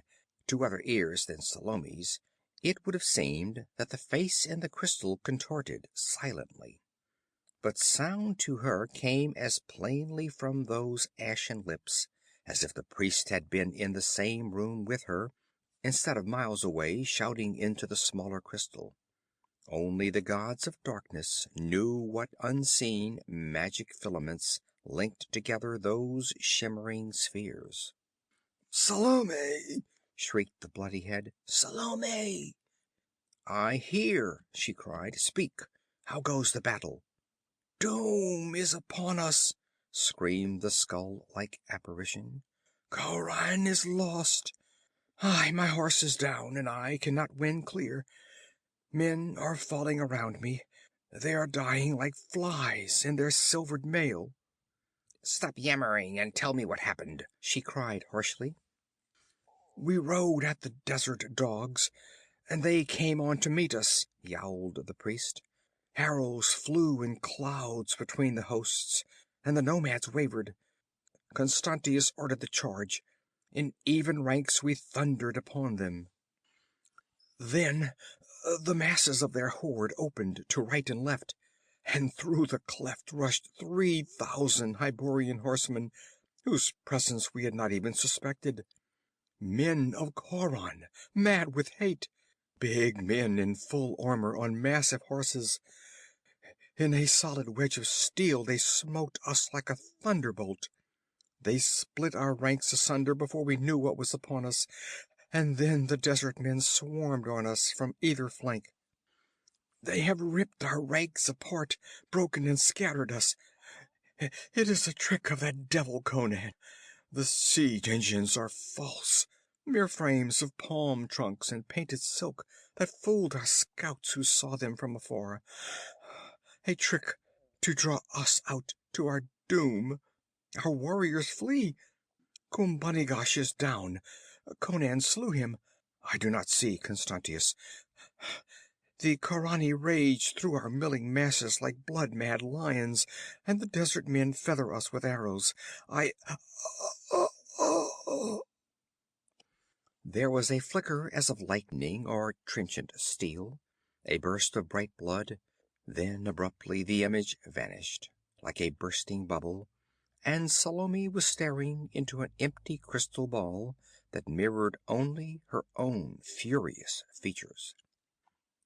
She stood perfectly still for a few moments, erect and staring into space. Then she clapped her hands, and another skull-like priest entered, as silent and immobile as the first. Constantius is beaten, she said swiftly. We are doomed. Conan will be crashing at our gates within the hour. If he catches me, I have no illusions as to what I can expect. But first, I am going to make sure that my cursed sister never ascends the throne again. Follow me. Come what may, we shall give Thog a feast. As she descended the stairs and galleries of the palace, she heard a faint, rising echo from the distant walls. The people there had begun to realize that the battle was going against Constantius. Through the dust clouds, masses of horsemen were visible, racing toward the city. Palace and prison were connected by a long, closed gallery, whose vaulted roof rose on gloomy arches. Hurrying along this, the false queen and her slave passed through a heavy door at the other end that let them into the dim recesses of the prison. They had emerged into a wide arched corridor at a point near where a stone stair descended into the darkness. Salome recoiled suddenly, swearing. In the gloom of the hall lay a motionless form, a Shemitish jailer. His short beard tilted toward the roof as his head hung on a half-severed neck. As panting voices from below reached the girl's ears, she shrank back into the black shadow of an arch, pushing the priest behind her, her hand groping in her girdle. End of chapter 5.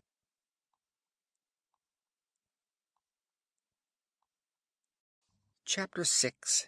The Vulture's Wings. It was the smoky light of a torch which roused Taramis, queen of Khauran, from the slumber in which she sought forgetfulness.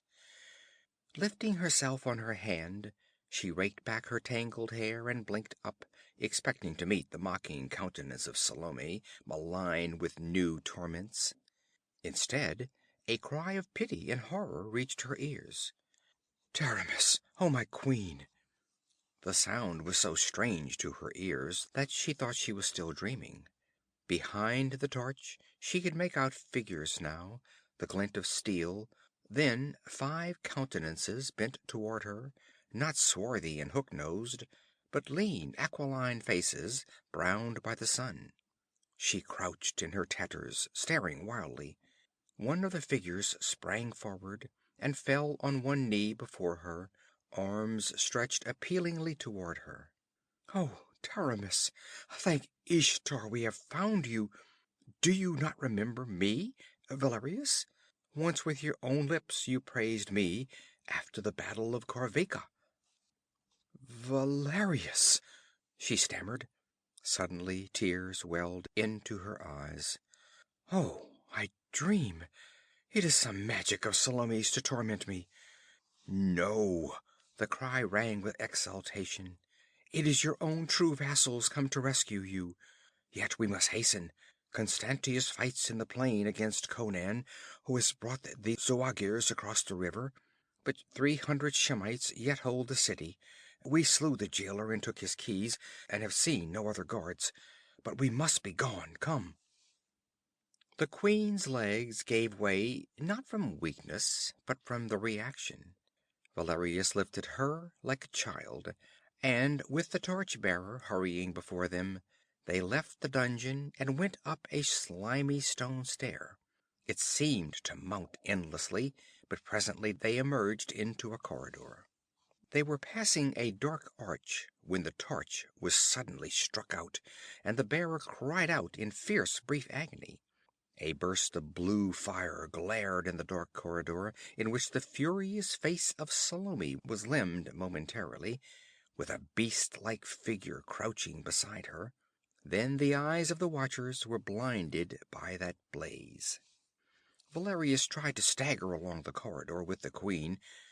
Dazedly, he heard the sound of murderous blows driven deep in flesh, accompanied by gasps of death and a bestial grunting. Then the queen was torn brutally from his arms, and a savage blow on his helmet dashed him to the floor. Grimly, he crawled to his feet, shaking his head in an effort to rid himself of the blue flame which still seemed to dance devilishly before him. When his blinded sight cleared, he found himself alone in the corridor. Alone except for the dead. His 4 companions lay in their blood, heads and bosoms cleft and gashed.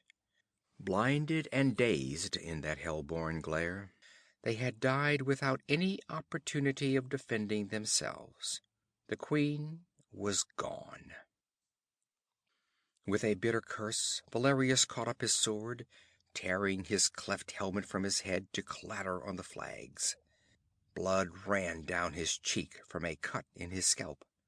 Reeling, frantic with indecision, he heard a voice calling his name in desperate urgency. "Valerius! Valerius!" He staggered in the direction of the voice, and rounded a corner just in time to have his arms filled with a soft, supple figure which flung itself frantically at him. "Ivga, are you mad?" "I had to come," she sobbed. "I followed you, hid in an arch of the outer court. A moment ago I saw her emerge with a brute who carried a woman in his arms. I knew it was Taramis, and that you had failed. Oh, but you are hurt." A scratch. He put aside her clinging arms. "Quick, Ivga, tell me which way they went." "They fled across the square toward the temple." He paled. "Ishtar! Oh, the fiend! She means to give Taramis to the devil she worships. Quick, Ivga! Run to the south wall where the people watch the battle. Tell them that their real queen has been found, that the impostor has dragged her to the temple. Go!" Sobbing, the girl sped away, her light sandals pattering on the cobblestones, and Valerius raced across the court, plunged into the street, dashed into the square upon which it debouched, and ran for the great structure that rose on the opposite side. His flying feet spurned the marble as he darted up the broad stair and through the pillared portico. Evidently their prisoner had given them some trouble. Taramis, sensing the doom intended for her, was fighting against it with all the strength of her splendid young body. Once she had broken away from the brutish priest, only to be dragged down again.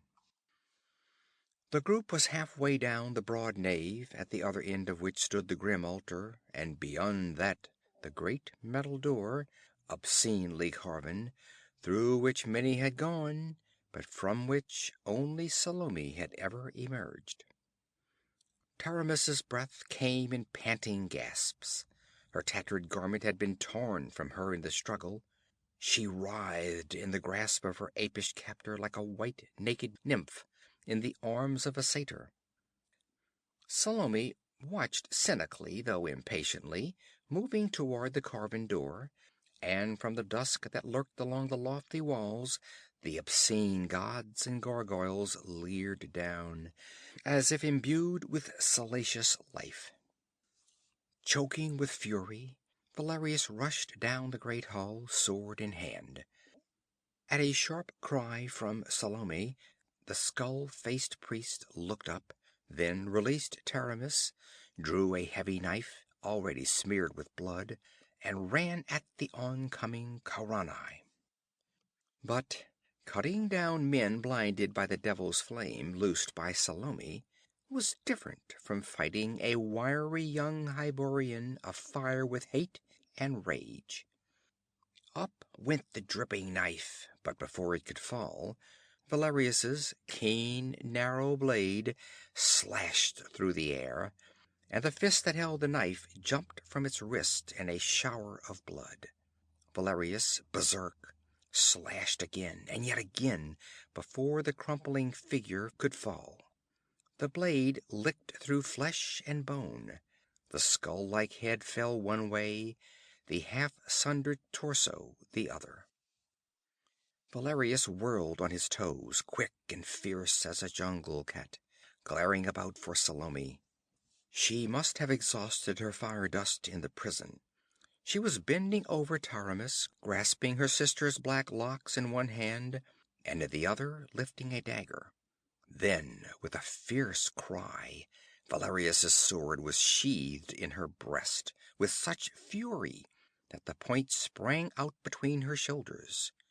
With an awful shriek, the witch sank down, writhing in convulsions, grasping at the naked blade as it was withdrawn, smoking and dripping. Her eyes were inhuman. With a more than human vitality she clung to the life that ebbed through the wound that split the crimson crescent on her ivory bosom. She groveled on the floor, clawing and biting at the naked stones in her agony. Sickened at the sight, Valerius stooped and lifted the half-fainting queen. Turning his back on the twisting figure on the floor, he ran toward the door, stumbling in his haste. He staggered out upon the portico, halted at the head of the steps. The square thronged with people. Some had come at Ivka's incoherent cries, others had deserted the walls in fear of the on-sweeping hordes out of the desert, fleeing unreasonably toward the center of the city. Dumb resignation had vanished. The throng seethed and milled, yelling and screaming. About the road there sounded somewhere the splintering of stone and timbers. A band of grim Shemites cleft the crowd, the guards of the northern gates, hurrying toward the south gate to reinforce their comrades there. They reined up short at the sight of the youth on the steps, holding the limp, naked figure in his arms. The heads of the throng turned toward the temple. The crowd gaped. A new bewilderment added to their swirling confusion. "Here is your queen!" yelled Valerius, straining to make himself understood above the clamor. The people gave back a bewildered roar. They did not understand, and Valerius sought in vain to lift his voice above their bedlam. The Shemites rode toward the temple steps, beating a way through the crowd with their spears. Then a new, grisly element introduced itself into the frenzy. Out of the gloom of the temple behind Valerius wavered a slim, white figure, laced with crimson. The people screamed. There, in the arms of Valerius, hung the woman they thought their queen, yet there in the temple door staggered another figure, like a reflection of the other. Their brains reeled. Valerius felt his blood congeal as he stared at the swaying witch girl. His sword had transfixed her, sundered her heart. She should be dead. By all laws of nature she should be dead. Yet there she swayed on her feet, clinging horribly to life. "Thug!" she screamed, reeling in the doorway. "Thug!" As in answer to that frightful invocation, there boomed a thunderous croaking from within the temple. the snapping of wood and metal. "That is the queen!" roared the captain of the Shemites, lifting his bow. "Shoot down the man and the other woman!" But the roar of a roused hunting pack rose from the people. They had guessed the truth at last, understood Valerius's frenzied appeals, knew that the girl who hung limply in his arms was their true queen. With a soul-shaking yell, they surged on the Shemites, tearing and smiting with tooth and nail and naked hands, with the desperation of hard-pent fury loosed at last. Above them, Salome swayed and tumbled down the marble stairs, dead at last. Arrows flickered about him as Valerius ran back between the pillars of the portico, shielding the body of the queen with his own. Shooting and slashing ruthlessly, the mounted Shemites were holding their own with the maddened crowd. Valerius darted to the temple door. With one foot on the threshold, he recoiled, crying out in horror and despair. Out of the gloom at the other end of the great hall, a vast dark form heaved up, came rushing toward him in gigantic frog-like hops. He saw the gleam of great unearthly eyes, the shimmering of fangs and talons. He fell back from the door, and then the whir of a shaft past his ear warned him that death was also behind him. He wheeled desperately. 4 or 5 Shemites had cut their way through the throng, and were spurring their horses up the steps, their bows lifted to shoot him down. He sprang behind a pillar, on which the arrows splintered. Taramis had fainted. She hung like a dead woman in his arms. Before the Shemites could loose again, the doorway was blocked by a gigantic shape. With affrighted yells, the mercenaries wheeled and began beating a frantic way through the throng, which crushed back in sudden galvanized horror, trampling one another in their stampede. But the monster seemed to be watching Valerius and the girl. Squeezing its vast, unstable bulk through the door, it bounded toward him as he ran down the steps. He felt it looming behind him, a giant shadowy thing, like a travesty of nature cut out of the heart of night, a black shapelessness in which only the staring eyes and gleaming fangs were distinct. Then came a sudden thunder of hoofs.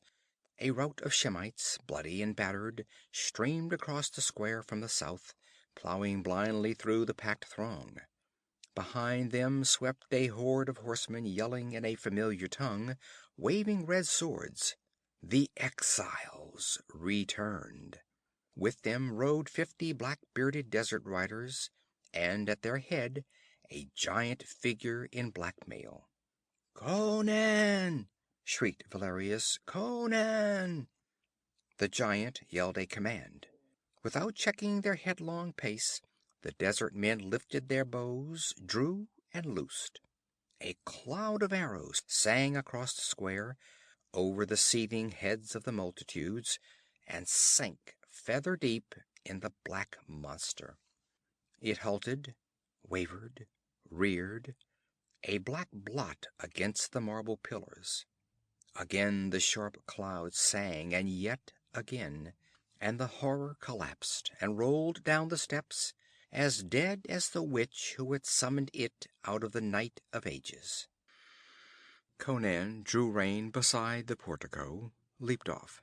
Valerius had laid the queen on the marble, sinking beside her in utter exhaustion. The people surged about, crowding in. The Cimmerian cursed them back, lifted her dark head, pillowed it against his mailed shoulder. "By Crom, what is this? The real Taramis! But who is that yonder?" "The demon who wore her shape," panted Valerius. Conan swore heartily. Ripping a cloak from the shoulders of a soldier, he wrapped it about the naked queen. Her long dark lashes quivered on her cheeks. Her eyes opened, stared up unbelievingly into the Cimmerian's scarred face.